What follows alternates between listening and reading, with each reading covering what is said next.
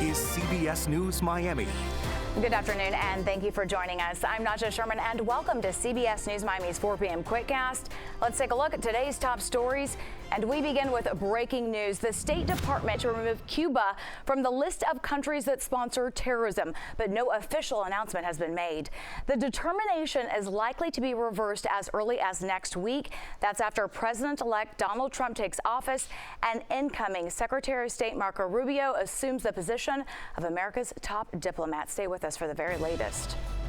The first confirmation hearings for President-elect Trump's cabinet choices are underway. The hearing for Secretary of Defense nominee Pete Hegseth is happening right now. CBS News Miami's Natalie Brand reports from our nation's capital.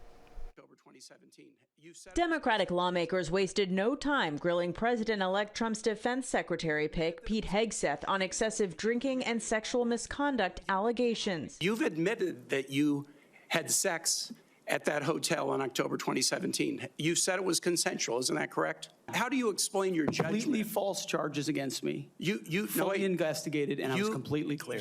Some senators expressed concerns about Hegseth's ability to manage the Pentagon's nearly $1 trillion budget, citing his handling of finances at 2 veterans nonprofits. By the time you left, that organization had deep debts, including credit card transaction debts of about $75,000. Republican Joni Ernst, a veteran herself, questioned Hegseth about the role of women in the military, given Hegseth's past comments that women should not serve in combat roles. As Secretary of Defense, will you support women continuing to have the opportunity to serve in combat roles?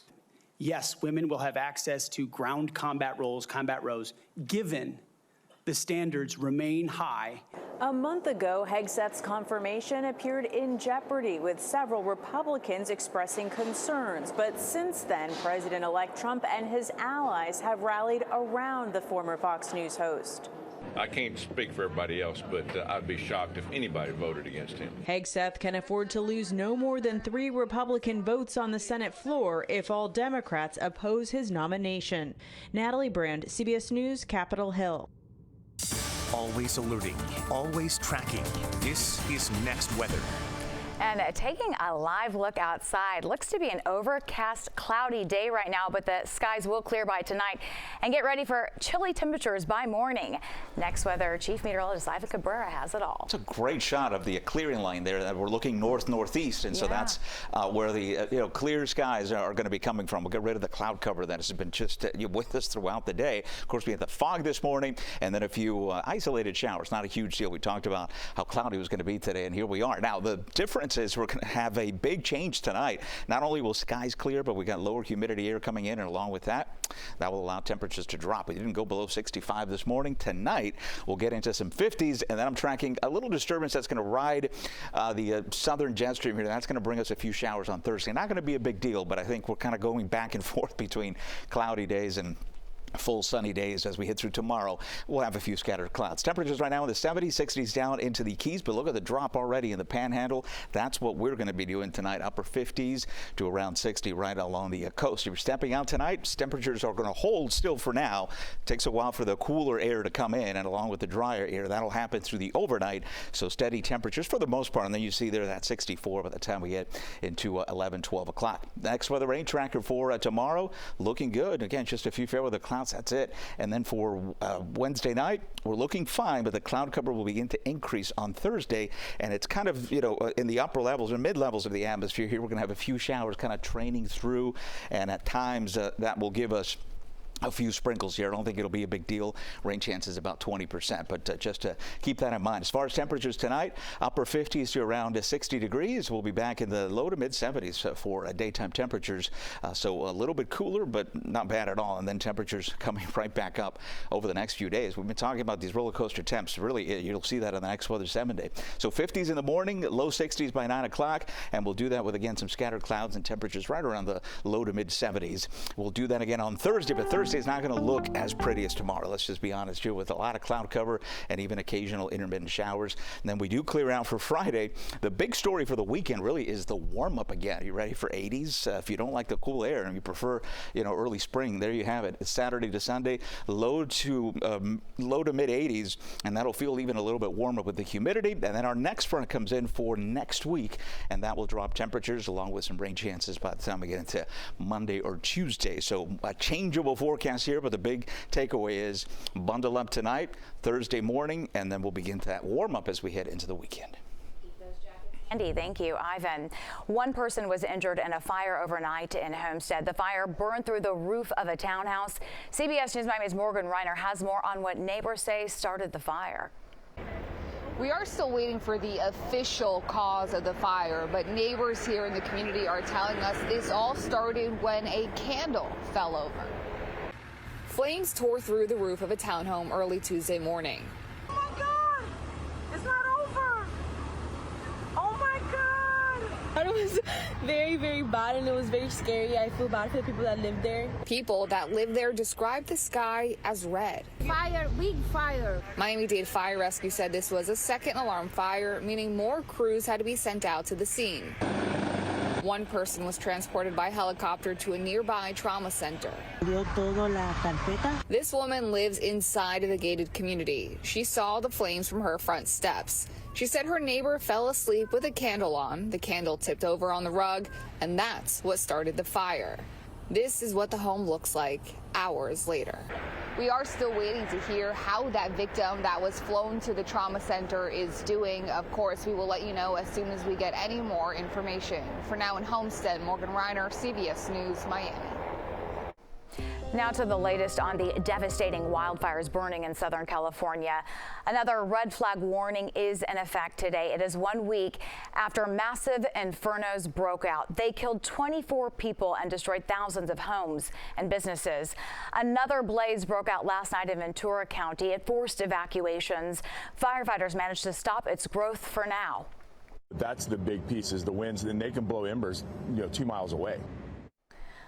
A few miles from the front lines, Malibu Beach was transformed into a temporary home base for thousands of firefighters to eat, sleep, and recharge.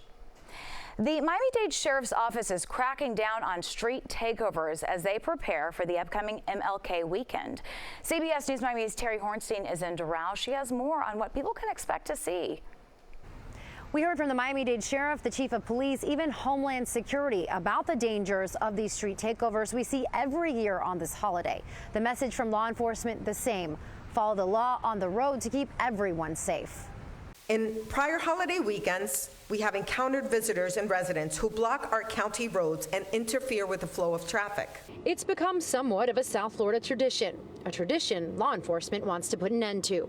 Street takeovers during the Dr. Martin Luther King Jr. holiday. The improper use of ATVs, motorcycles, golf carts, or any other non-street legal vehicle will not be tolerated. Just last year, more than 160 people were arrested, weapons were confiscated, and stolen vehicles recovered. The sheriff says no more. The message is clear. I think with all of us standing here, we take this very seriously. This is a weekend to come and honor and celebrate together as a community the memory of Dr. King. It's not a weekend to go out there and be involved in reckless, dangerous behavior.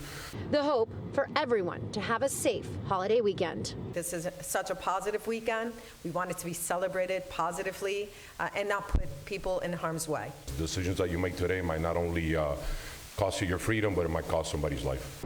The sheriff says if you are caught taking part in one of these illegal street takeovers, you could face up to a $4,000 fine. In Doral, Terry Hornstein, CBS News, Miami. When we come back, if you use Starbucks as a place to study or get some work done, you're going to have to spend a little money before you can do that. We'll explain. Welcome back to CBS News Miami's 4 p.m. Quickcast. Travel around the world shattered records in 2024, but prices keep rising. Both trends are projected to continue this year. And today's Travel Tuesday, CBS News Miami's Wendy Gillette reports on the 2025 forecast.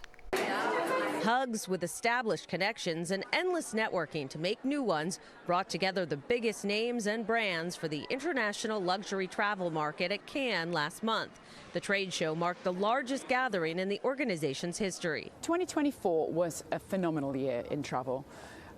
We hear it from travel agents, we hear it from suppliers, we hear it from resorts, we hear it from city hotels. Hot destinations this year include Japan, where round-trip airfares will drop close to $1,000, down 12% from last year. Travelers are also headed off the beaten path in Europe to Verona, Italy, and Milos, Greece, and booking adventure trips to Norway and Finland, according to Hopper. More predictions for 2025 come from travel advisors and hotel leaders attending the annual Embark Immersion Conference held late last year in Los Cabos, Mexico. The event generated $10 million in sales, looking ahead to 2025.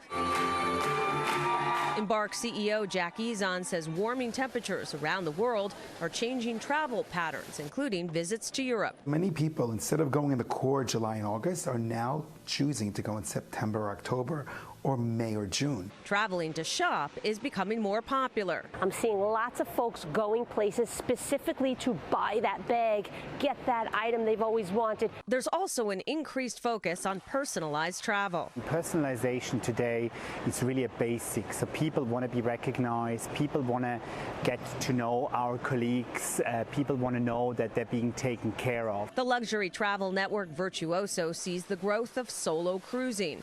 And the Points Guy predicts authentic experiences and trips planned around attending events like Taylor Swift's Eras Tour last year will keep travel flying high in 2025. Wendy Gillette, CBS News. Buy something or get out. That's the new policy at Starbucks, according to the Wall Street Journal. The coffee chain will no longer welcome visitors unless they purchase something or are with someone who is buying. It is a reversal of the chain's longstanding policy to allow anyone into its cafes or use the restroom. The new policy calls for workers to ask non-customers to leave. It takes effect January 27th. That's your CBS News Miami Quickcast. I'm Najahe Sherman. Stay tuned for more news right here on CBS News Miami and have a great day.